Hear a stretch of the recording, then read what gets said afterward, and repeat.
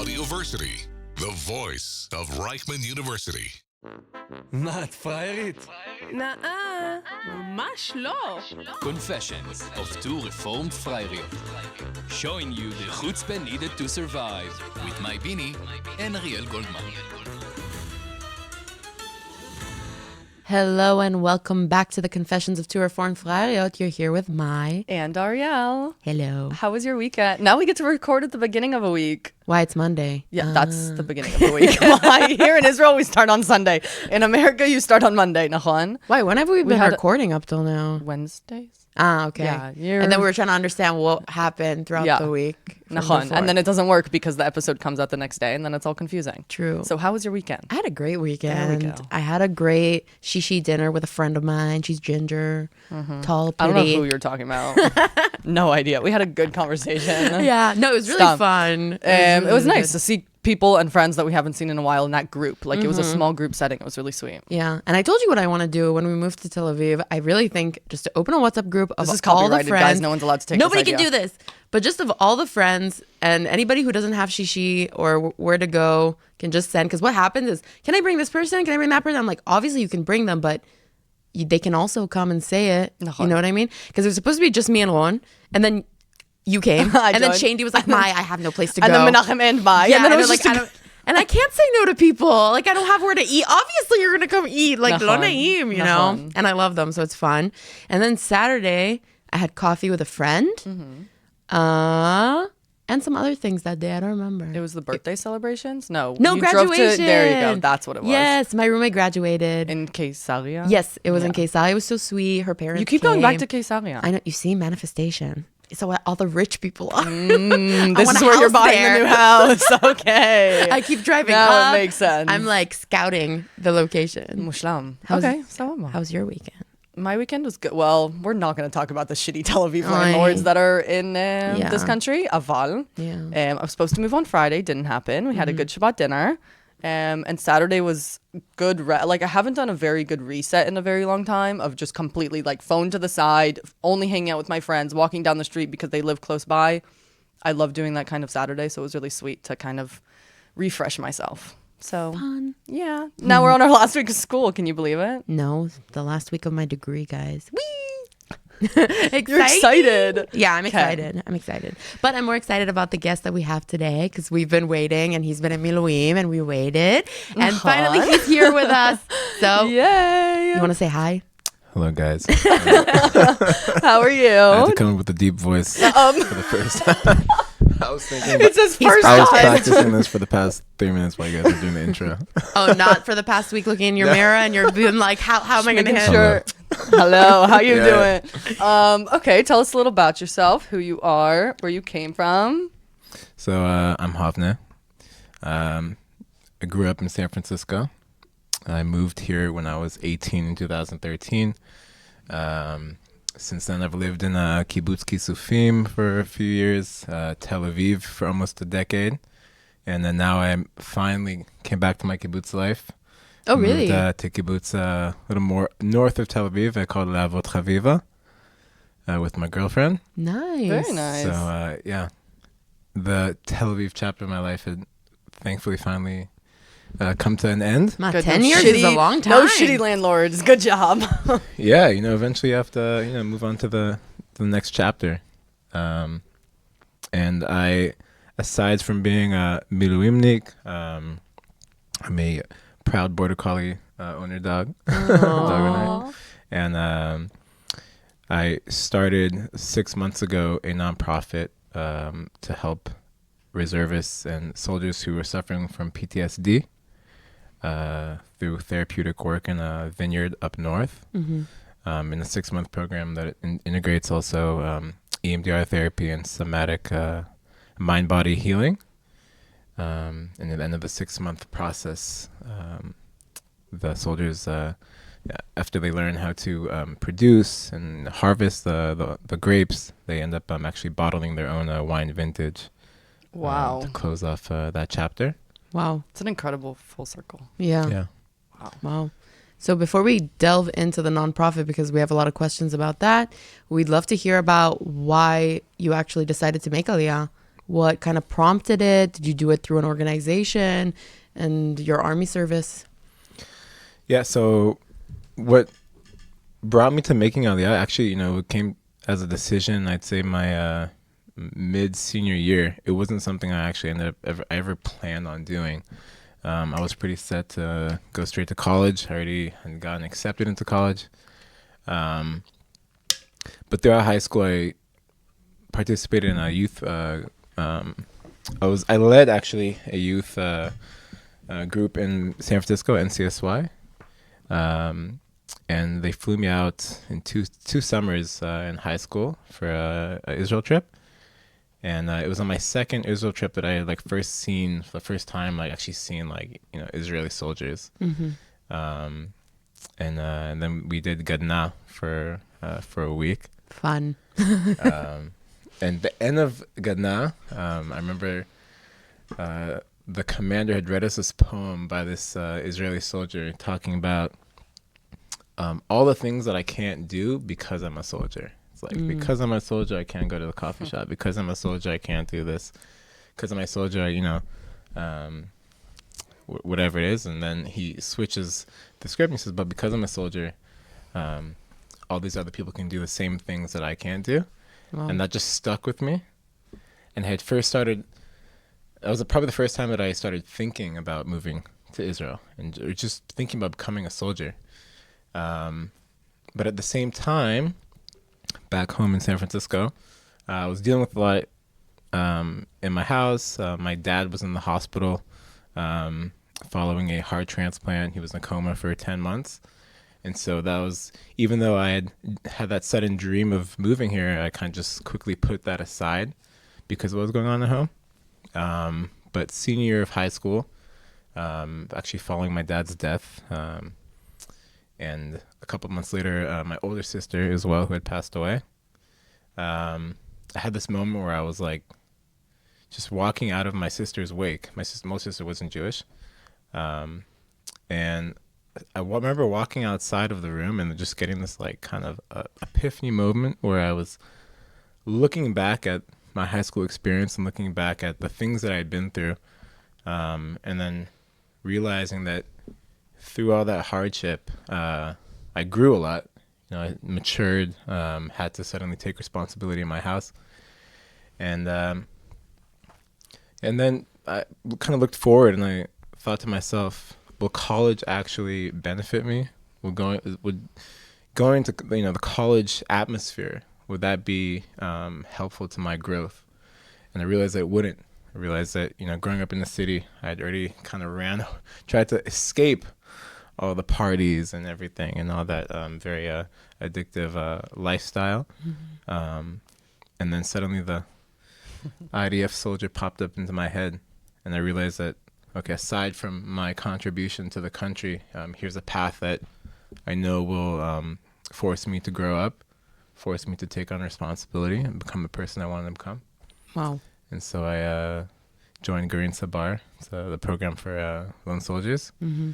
And like 3 days after my graduation, in June 2013, I got on my flight. Crazy. Found myself in Israel. Had you been to Israel before? So yeah, I'd been in the summers in high school, and also as a kid, I had like flown a couple of times with my family and family trips. But this was the start of it was kind of just like opening a door that you don't really know where it's going to lead you to. Yeah, just open more doors and more doors and more doors. Which is The wild. opportunity that Israel gives you sometimes. That's Absolutely. incredible. I have one question before we get started about all the different stuff of Aliyah and the nonprofit. You mentioned that your sisters are not Jewish.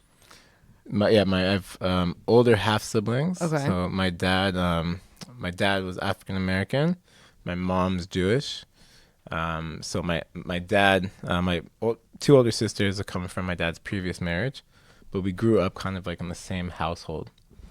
So to come to Israel afterwards, do you kind of look back at San Francisco? Because I look back at California all the time, and I think that's definitely not how Israelis do things, or that's a completely different perspective. Do you see any of the similarities or differences from San Francisco to Israel?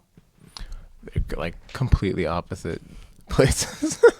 That was actually probably one of the hardest things, coming to Israel and going to the army, where you get this mix of so many different people from different parts of the country.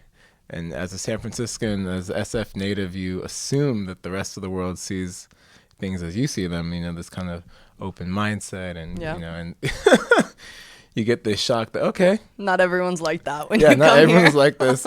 Yeah. So things changed really quickly, and I had to kind of adapt to a completely different culture. Wow. I feel that one for sure. Mine was just a few years before. Wow, yeah. It's very different. It's very different here. I feel that for sure. And what did you do in the army? So I drafted, first went to the Army Hebrew course in Mechave Alon. And then from there I drafted to Givati on the infantry. And then I did the Gibush to the Sayeret, the special reconnaissance unit. Yeah. I'm just Givati. translating videos now about fallen soldiers, and I'm learning all these terms in Hebrew, like to English. I'm like, what the hell is that word? Sergeant Major Commander Yeah. in charge. Not even those, but something like the Kilo Sayeret, that Yeah. it's recon. And I'm Recon. recon. I'm like, wow, it sounds Yeah, so and- fancy. We actually do some good shit here, man. It sounds very fancy. In English, you get like the whole, description of what it is. Yeah. But בעברית it's like Sayeret. Like, okay. That's crazy. yeah, and I started my maslul in 2014, which lasted like a year and 4 months. And then my active duty was mainly in the West Bank, first in Shechem and Nablus for 7 months during the 2015 Intifada. And then the second part of my active duty was in Jenin. Wow. And so I spent most of my time there. Nice place. Very nice, Very Yeah. fun there. great coffee. Yeah, I'm sure. Wow. Good desserts too. I feel Good on yeah. a budget. Good on a budget. Yeah.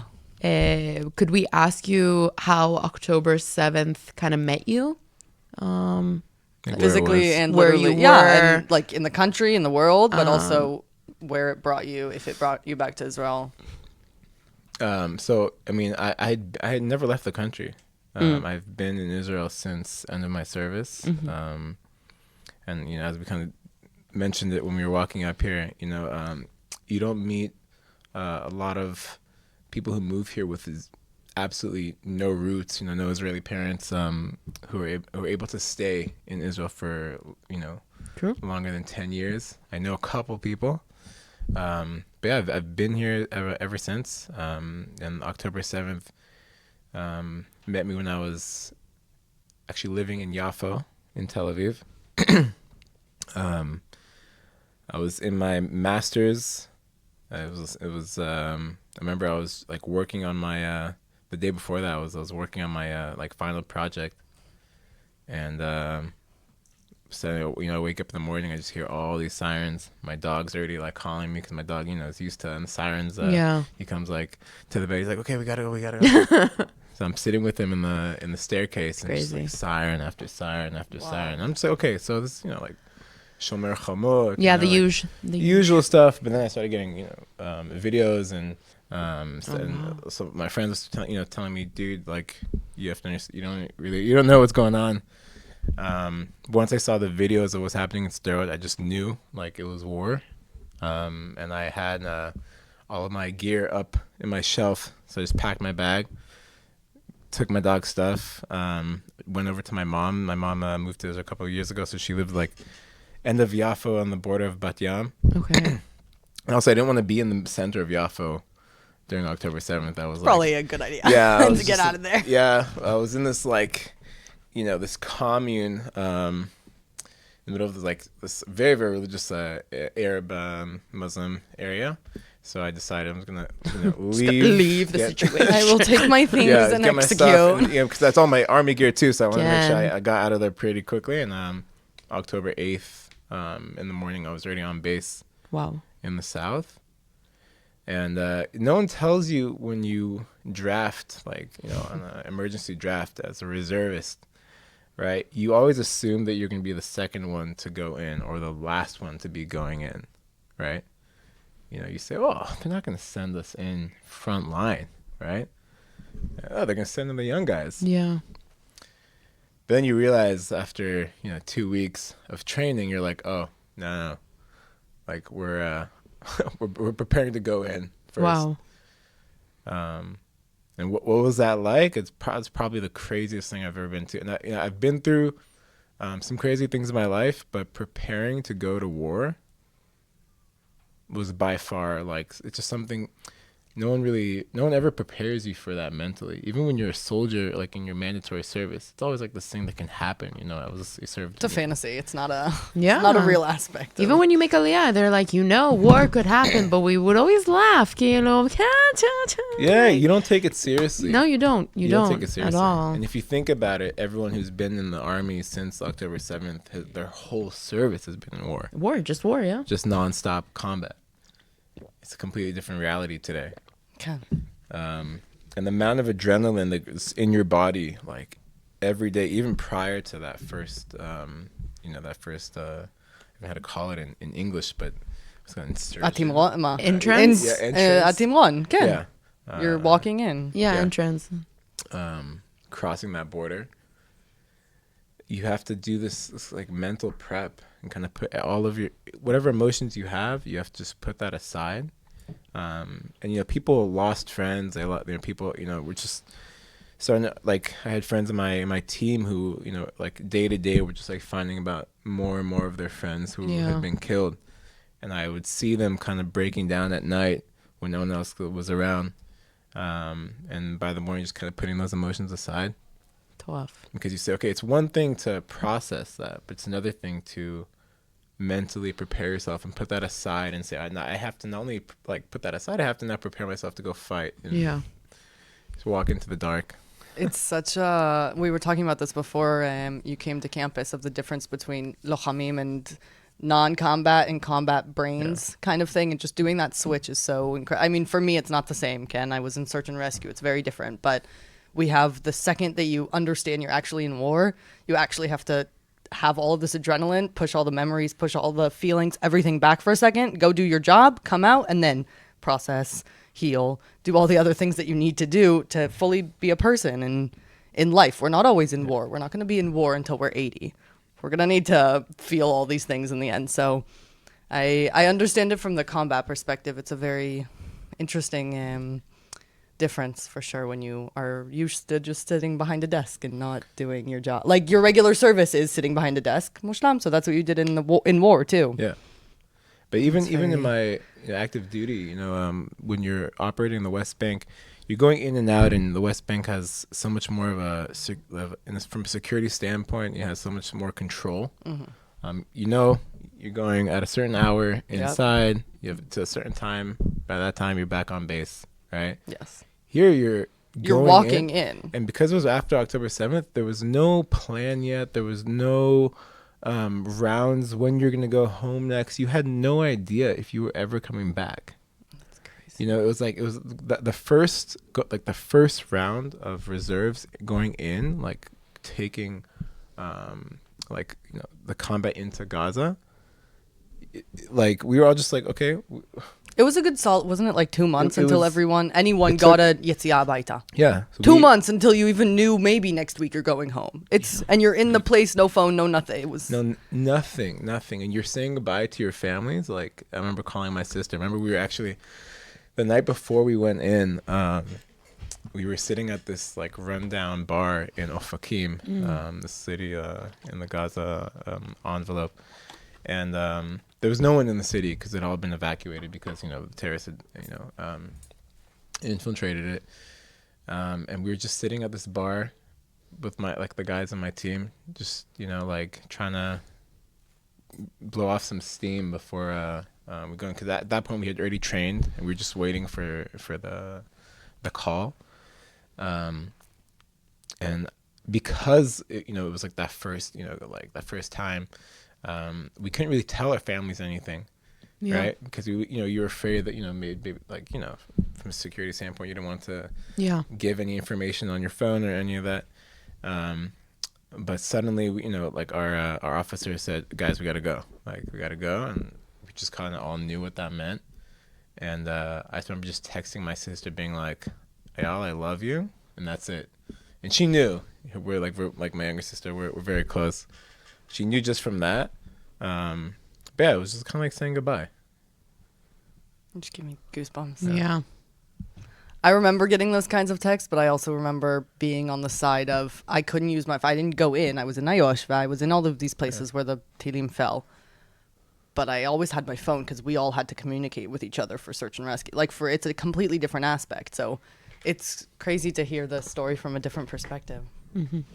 And what inspired you for Kol HaAdama? Well, I kind of go back. People ask me that question. I go back to that first round in miluim. I remember telling myself at a certain point and kind of making a promise to myself. I was like, if I make it out of here, because when you're in war, you get a completely different perspective on life, and the things that you would complain about in your day to day take a completely different aspect. And I remember just telling myself that I had this voice inside that just was kind of crying out for the need to be grounded. And I told myself, I was like, if I come out of here, I'm gonna search, for meaning, taking every single day, by everything I do with the intention of having purpose behind it. And I was, like I told you, I was finishing up my master's at the time. I had this whole plan in my, I'm the kind of person, I always have a goal in front of me, and I've always been like that. I've always had something set out in front of me. I knew what I was going to be doing, but I had completely lost all of my drive to continue on to the path I was already on. I finished my degree, obviously, but I was like, okay, what now? And since I've been a kid, I've always had to, whatever I do, I have to know that my values and there's a personal story behind it. Mm-hmm. That's why I can't just go to do any job. I have to, whatever I'm doing, there has to be a drive behind it. And the first, right when I got out the first time, I started kind of seeing the people around me and the other guys who had served, just kind of seeing them slowly losing this grip on their lives. And as I was going to therapy, I realized, I was like, there's no one giving a voice to these lochamim, to these soldiers who are coming out. You're expected to be a fighter on the battlefield, and when you come home, because of the characteristics of soldiers, of combat soldiers specifically, you're the same personality that makes you able to perform there. It's also the same personality at home. And so guys are coming home and their wives are like, hey, take the baby, you're home, here, take the baby, this and that. And all of that, whatever need you had to process what you just gone through, just is kind of pushed aside. We were talking about putting those emotions aside. And I was watching as that kind of automatic instinct to put things aside was causing more and more damage to the people around me. And so at a certain point, kind of like that other epiphany moment I told you, way back, what had brought me to make Aliyah. I remember that before I decided to study nutritional science, I wanted to study wine agriculture. I had this other dream of Wow. So specific. Yeah, it's specific because the way I look at things, and I like the process. I like looking at I study nutritional science, so I like looking at the process of how does the food go through your body and activate different mechanisms and all that kind of stuff. And what was the whole process until the food actually came into your mouth? And so I'm that way about coffee. I'm that way about wine. And so that's what drew me to that. And so I remember I was like, okay, this is something that, I'm passionate about. Right. And let's connect this with a personal need and pain, or a personal story. And so just connected that with my own my own personal story, because after my mandatory service, a couple years afterwards, I started dealing with PTSD. I didn't know at first what I was going through, but I found myself in a few a few years of just being super overreactive to everything. You know, if it's sleeping issues, if I couldn't, enjoy any crowded place. It would hit me at night. It would hit me during the day. It would hit me in social settings. And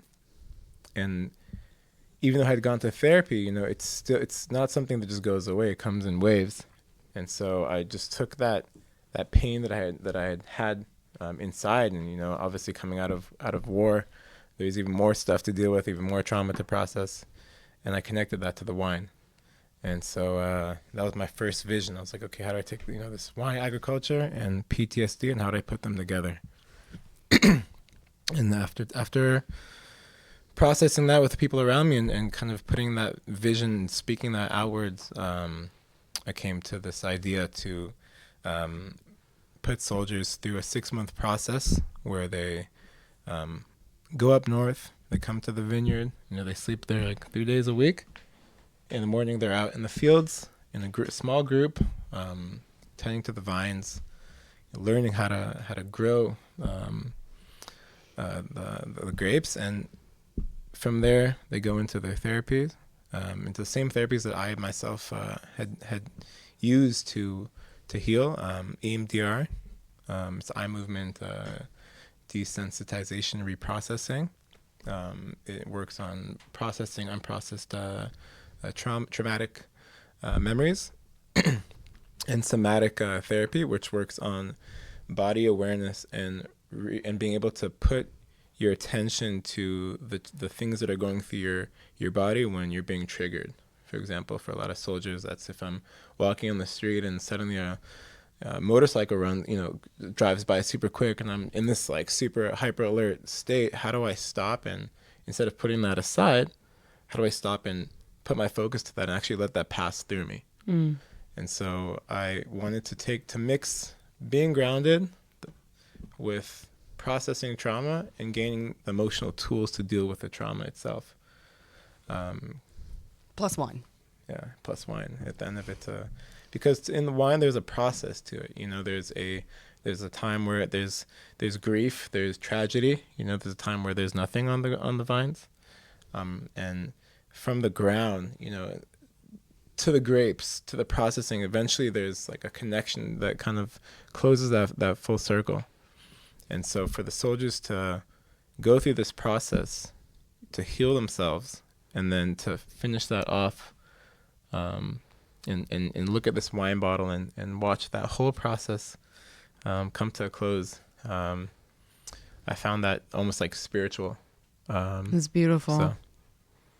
I can imagine it physically. Like you're like explaining it. I'm like, oh my God, I see it. And can you say what winery it is? So or you have kind of a partnership with the soldiers and it's more on the down low? So we have a partnership with a vineyard right now up north, where the center is going to be. It's in a place called Nov. It's in the South Golan Heights. The vineyard owner has this dream to give his land, to use his land for healing.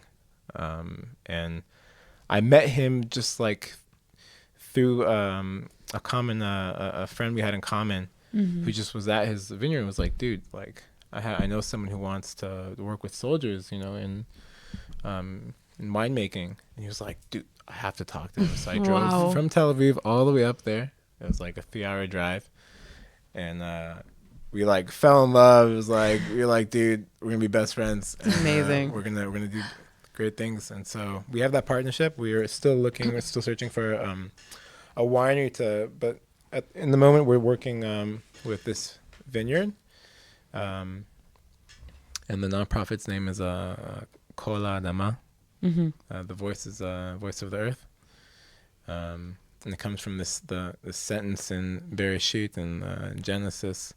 It says, when Cain and Abel fought, and Cain had killed Abel. You know, God was like searching. You know, it was like calling out and saying, you know, like, where's your brother, right?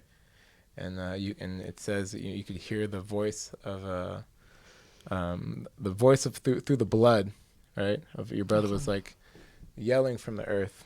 And so I connected to that because I thought of all the pain that we don't talk about in this society, but, you know, soldiers are going through.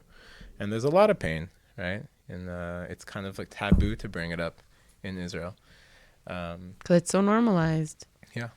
And so you can see it, like you can see it around. And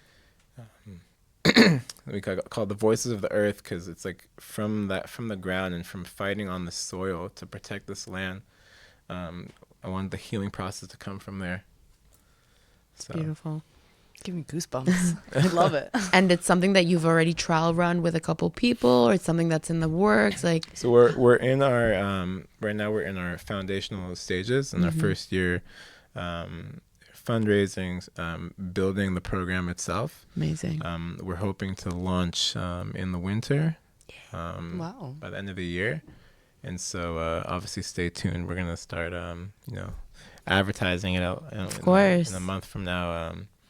But yeah, we have our website up.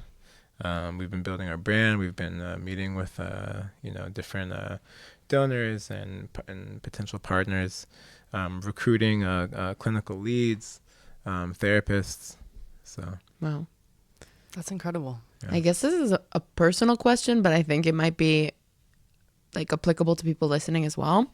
There's such a stigma around mental health, and even more so when it comes to soldiers, and I think for them with themselves, like not even like for me about you, but within that community.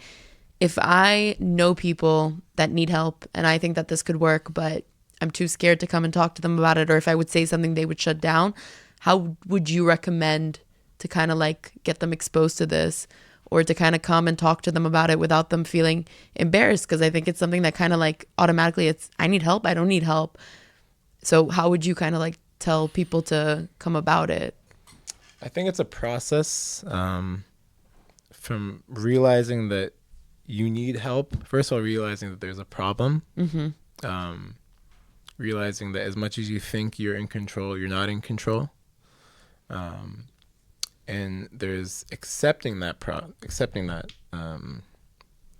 that you know that there's pain and there's things that need healing and need attention, and from there to taking that first step, there's a whole process in that. And I think that the biggest issue is that people feel unseen, and I think that if you know soldiers and you know people who are serving and who are going, you know, as maybe other people are already back into their routines, and there's people who are going back again and again and again to reserves, people who maybe just got out of Lebanon, for example. A lot of times people, you know, these people aren't speaking about, you know, they're not, like you said, they're not sharing what they're going through. And I think just giving them that sense that you see them and just asking them, hey, how are you? How are you doing?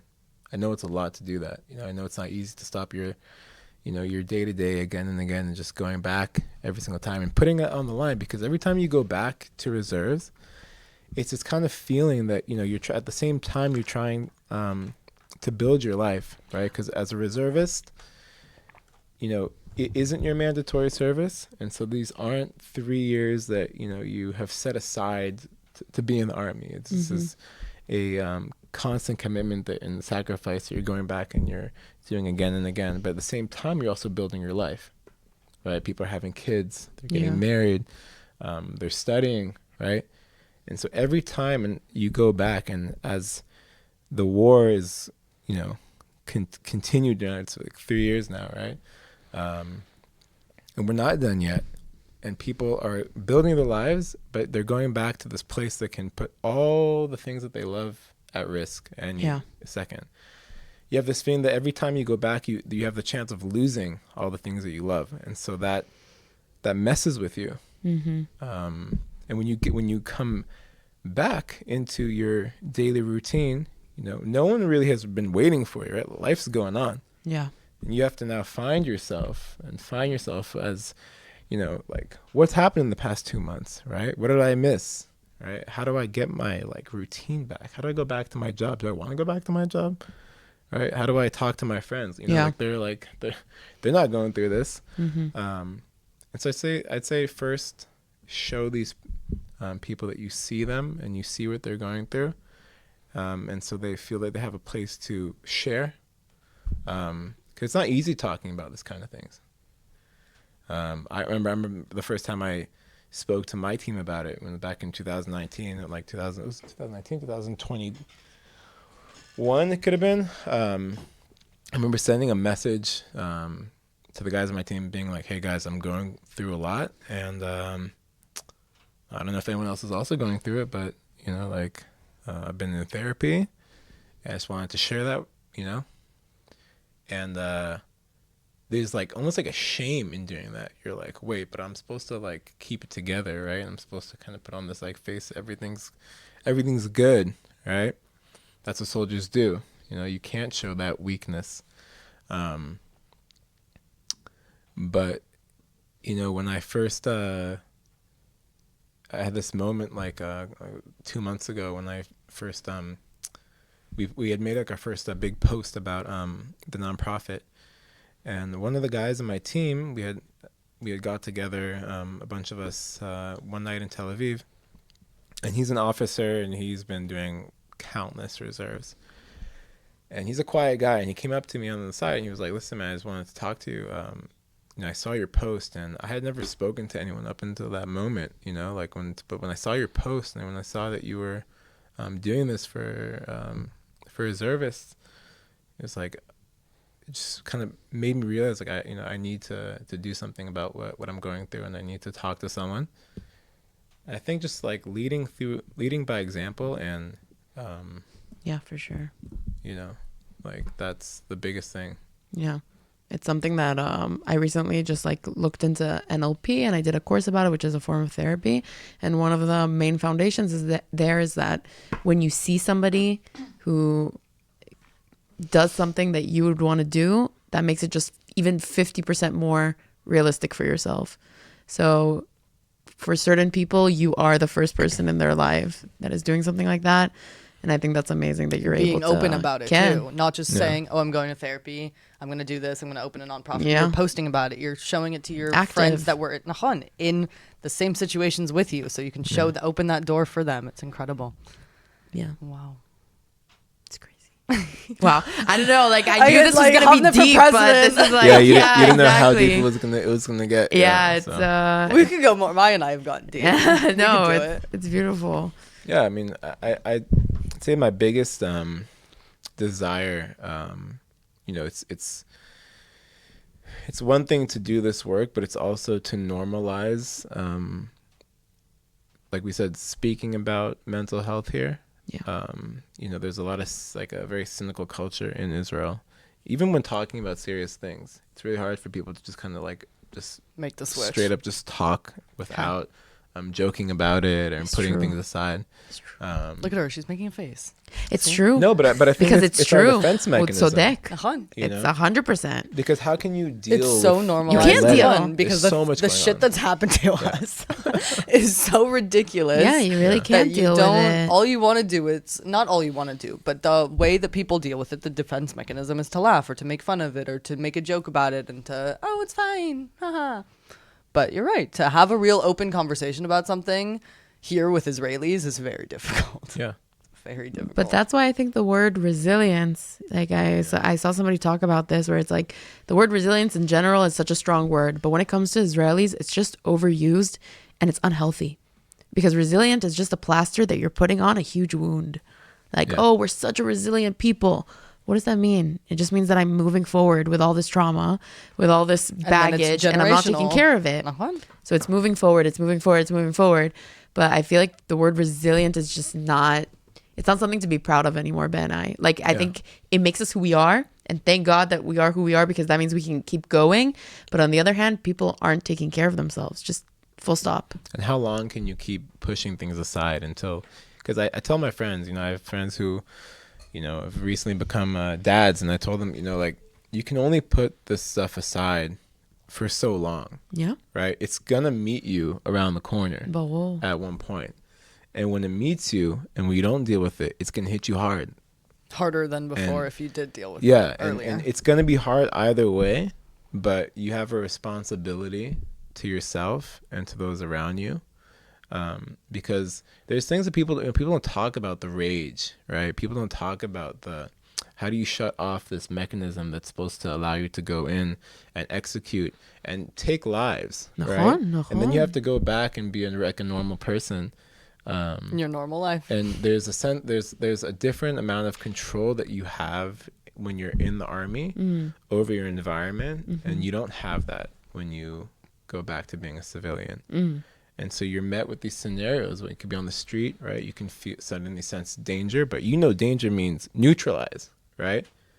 And you have to keep that energy alive, because you know that you're going to go back to the reserves in like 2 months from now, Okay. right? Yeah. And so people, they meet these moments like in their day-to-day that there was so much stress and so much anger. And if that's not dealt with, where is that going to end up? Right?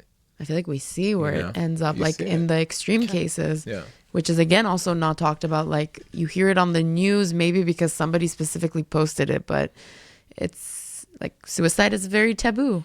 Like even me saying Especially it, in like I this don't even want to country. say the Nahan. word mamash taboo, but it's Nahan. a thing, and it's growing, and it's here, and it's just not talked about enough. 100%. Yeah. Unfortunately, people, they don't. The sad reality is that, we have to give people other options than committing suicide. People have to feel that there's a way to deal with all this. There's a light at the end of that tunnel. Yeah. I mean, if you can give that to someone, I think that's like the biggest thing. You're right? opening the door. You have opened Yeah. that door, which is incredible, because you have, instead of going down the suicidal route and you have super depression and everyone, I know people even from my dude that it happened to, instead of opening the door and saying, okay, but work in the ground that you got hurt in, help the society going forward, continue your, like the aspect of the good aspect of combat soldiers, the good mind, the good personality, the good responsibility. Like you said, you can keep that going. It's not a hard stop in life. It's an incredible, just for, as a combat soldier, to hear someone else talk about it is amazing. So what do you hope to achieve with Kol HaAdama? Where do you see it leading to? The big goal for that one. Yeah. I hope to first perfect our method, and we're bringing on actually researchers to assess the symptoms of the soldiers, do their intake, follow the progression, or the improvement of their symptoms throughout the program. So at first I want to see that this works, right? And I want to see that soldiers' sense of capability is restored. I want to see that they have emotional tools to deal with the trauma, because once you open up that door, you have to be able to deal with all the things that are going to come up, right? And so I want to see that we took them from point A to point B. And one, take soldiers to a place that they feel like they have the control back in their lives, and they can rebuild that sense of purpose. Change the narrative of talking about trauma amongst soldiers, especially amongst combat soldiers. And I want Kol HaAdama to kind of just, like I said, lead by example. It's not, obviously it's not the only organization that's dealing with it. But I want people to feel like they have hope.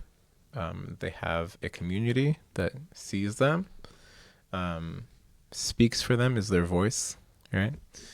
And we really just hope to spread, to start with our center up north and eventually reach the center and reach the south.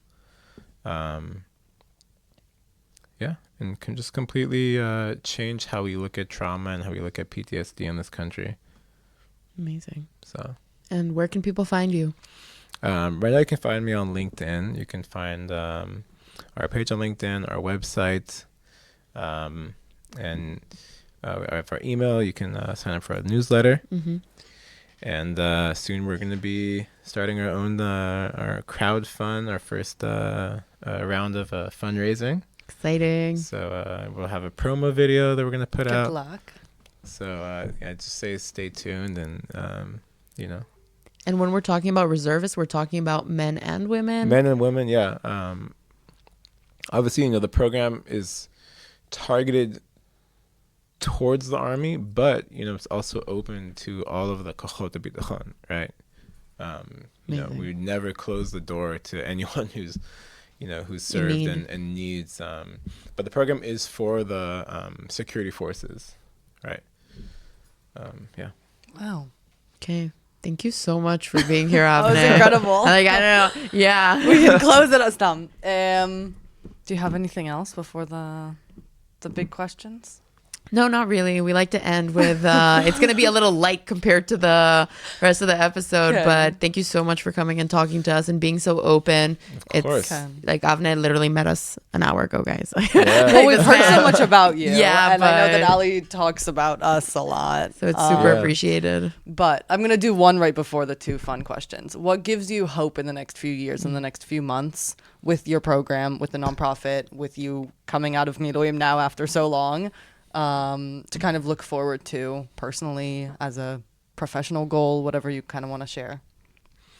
What gives me hope is just kind of like every time you talk about this, you see in people's eyes like how much there's a need for this, and how much people connect to it, everyone in their own way, and so that gives me hope because I know that this is a need that needs address. It's an issue that needs like addressing. Yeah. And so I just when you see that people are inspired by this topic and that touches a very deep part of their soul, that means that there's work to be done. And I like taking a need and just building the path to fulfilling that. And so yeah, I mean, That's awesome. I guess I'd say I'm relentless on that pursuit. But yeah, the people are doing amazing work right now. Awesome. Yeah. Okay, should I go for it? The Yeah. two fun questions? Okay. Every guest that we have, we always ask two closing questions. You could think about it if you want a few seconds. One, what's your favorite word in Hebrew? And two, if you have in the last few months, well, you've been here for a few years, so maybe at the very beginning when you first made Aliyah, your biggest flyer moment, if you know what a flyer Yeah, is. yeah. Okay, so or in the army or when you first made Aliyah, whatever you would like to give us. Listen, it can be anything. Our last I've had guest, so many. last our I've had last so guest, many. his favorite word was kuzbara. I don't. You can pull us with anything that like, you want. Me and Ariel laughed for like 5 minutes. So it could be anything you want. Any Hebrew word that you Sorry, learned. Elon. Okay. Shame. Calling Shaming you out you on right that now. one. Well, there's words that I had no idea like existed, right? Like Okay. I didn't even know how you called like an earlobe, right? In Hebrew. And when I found the How word, do you call your earlobe in I Hebrew? was like, whoa. Wait, what it's is it? called tnuch.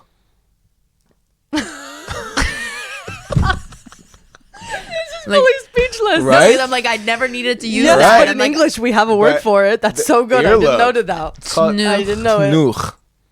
I don't like it. It's It's all fascinating. Tnuch. Tnuch. Yeah, try to use that. Tanakh. Tnuch. Right? It's called tnuch. This is a Tnuch. tnuch. Just go around Reichman. Did you know what a tnuch is? Yeah. Do you know how good. to call this part of your body? Who even thought? Most to I ask feel like most that? Israelis don't even know. They Don't even know how to, exactly. describe the Nachon. things My that they- Ozen chili, you know? Yeah. It's my Nachon. Right? Ozen. They can pierce it, but they don't know how to call it. Exactly. Nachon. Right?